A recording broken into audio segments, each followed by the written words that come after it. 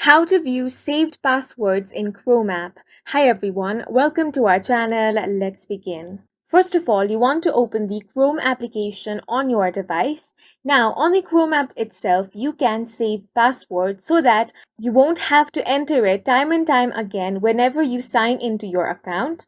Now, if you want to view those saved passwords, just follow these simple steps. Step 1 is to tap on the three dots at the top right corner of your screen. From this menu, tap on the Settings option. Your settings page will be displayed. Now, under the Basics section, you have different options. Tap on the one that says Password Manager.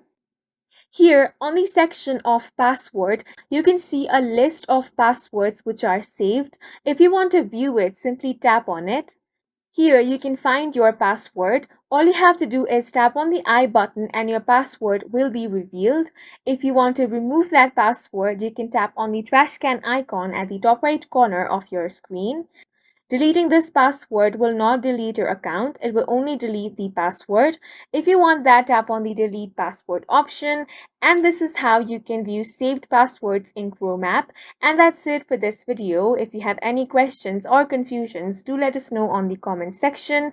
And don't forget to hit the like button and subscribe for more helpful tutorials.